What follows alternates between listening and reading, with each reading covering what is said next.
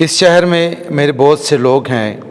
ہمارے لیے آج کی پہلی تلاوت رسولوں کے اعمال اس کا 18واں باب 9ویں سے 18ویں آیت مقدسہ تک۔ اس وقت خداوند نے ایک رات روئے میں پالوس سے کہا کہ خوف نہ کر بلکہ کہتا جا اور چپ نہ رہ، اس لیے کہ میں تیرے ساتھ ہوں، اور اگر کوئی تجھ سے بدسلوکی کرنے نہ پائے گا، کیونکہ اس شہر میں میرے بہت سے لوگ ہیں۔ پس وہ 1 سال 6 مہینے وہاں رہ کر ان کے درمیان خدا کا کلام سکھاتا رہا۔ مگر جب جلیون اکایا کا ولی بنا تو یہودی ایکا کر کے پالوس پر چڑھ آئے اور اسے عدالت سے لے گئے اور کہا کہ یہ شخص لوگوں کو بہکاتا ہے، بطریق خلاف شریعت خدا کی پرستش کریں۔ اور جب پالوس نے بولنا چاہا تو جلیون نے یہودیوں سے کہا، اے یہودیوں، اگر اس امر میں کچھ ظلم یا بڑی شرارت ہوتی تو واجب تھا کہ میں صبر کر کے تمہاری سنتا، لیکن اگر یہ سوال لفظوں اور ناموں اور خاص تمہاری شریعت کے متعلق ہے تو تم ہی جانو، میں ایسی باتوں کا منصف بننا نہیں چاہتا۔ اور اس نے انہیں عدالت سے نکلوا دیا۔ تب سب نے عبادت کے سردار سوتسنس کو پکڑ کر عدالت کے سامنے ہی مارا، مگر جیلیون نے ان کی کچھ پرواہ نہ کی۔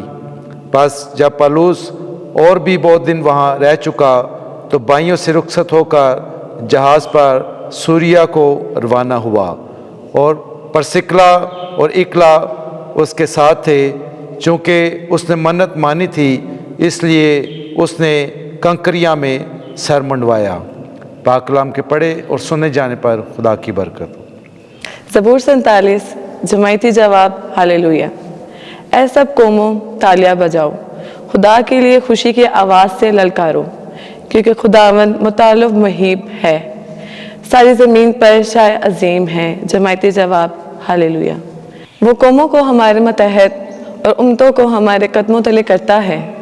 وہ ہمارے لیے ہماری میراث چن لیتا ہے، یعنی یعقوب کا فخر جسے وہ پیار کرتا ہے۔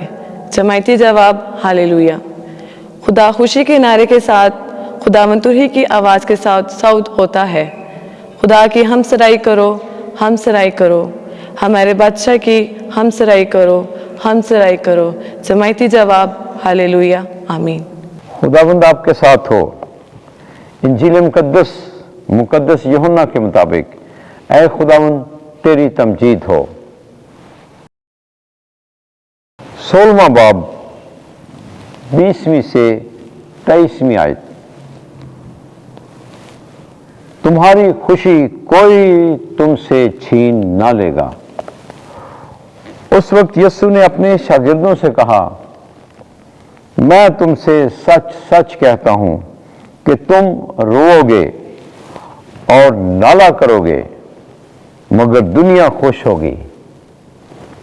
تم غمگین تو ہوگے، مگر تمہارا غم ہی خوشی میں تبدیل ہو جائے گا۔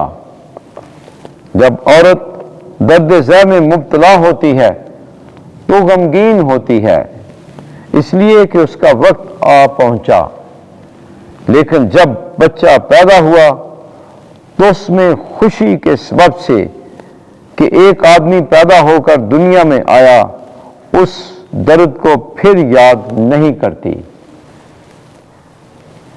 بس اب تم غمگین تو ہو، مگر میں تمہیں پھر دیکھوں گا اور تمہارا دل خوش ہوگا، اور تمہاری خوشی کوئی تم سے چھین نہ لے گا، اور تم اس دن مجھ سے کچھ سوال نہ کرو گے۔